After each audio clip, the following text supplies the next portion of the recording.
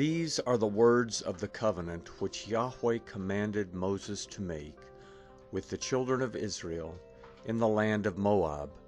in addition to the covenant which he made with them in Horeb. Moses called to all Israel and said to them, Your eyes have seen all that Yahweh did in the land of Egypt to Pharaoh and to all his servants and to all his land, the great trials which your eyes saw, the signs and those great wonders. But Yahweh has not given you a heart to know, eyes to see, and ears to hear, to this day.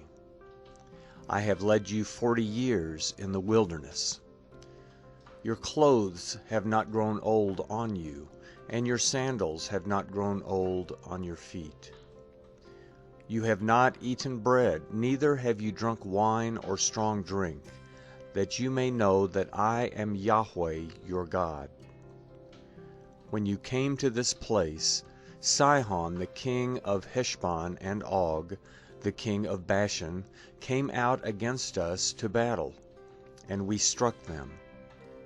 We took their land and gave it for an inheritance to the Reubenites, and to the Gadites, and to the half-tribe of the Manassites. Therefore keep the words of this covenant and do them, that you may prosper in all that you do.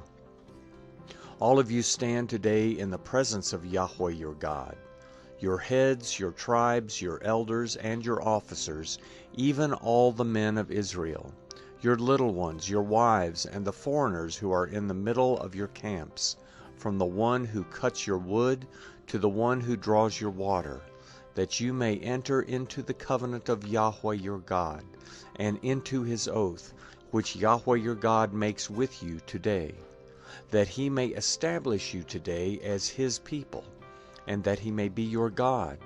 as he spoke to you, and as he swore to your fathers, to Abraham, to Isaac, and to Jacob. Neither do I make this covenant and this oath with you only, but with those who stand here with us today before Yahweh your God, and also with those who are not here with us today, for you know how we lived in the land of Egypt, and how we came through the middle of the nations through which you passed, and you have seen their abominations, and their idols of wood, stone, silver, and gold, which were among them. Lest there should be among you man, woman, family, or tribe, whose heart turns away today from Yahweh our God, to go to serve the gods of those nations. Lest there should be among you a root that produces bitter poison, and it happen, when he hears the words of this curse, that he bless himself in his heart, saying,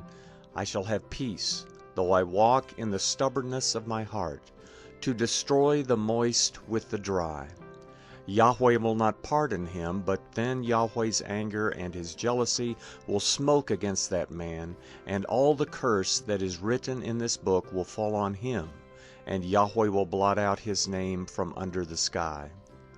Yahweh will set him apart for evil out of the tribes of Israel, according to all the curses of the covenant written in this book of the law. The generation to come, your children who will rise up after you, and the foreigner who will come from a far land, will say,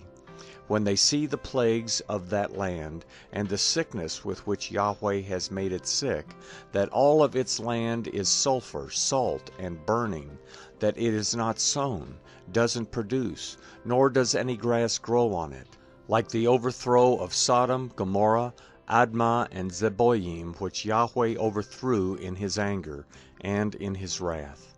Even all the nations will say, Why has Yahweh done this to this land? What does the heat of this great anger mean?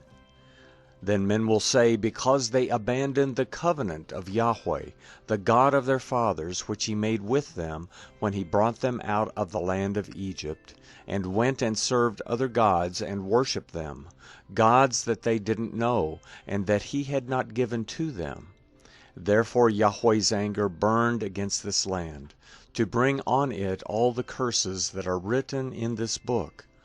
Yahweh rooted them out of their land in anger, in wrath, and in great indignation, and thrust them into another land as it is today. The secret things belongs to Yahweh our God, but the things that are revealed belong to us, and to our children forever, that we may do all the words of this law.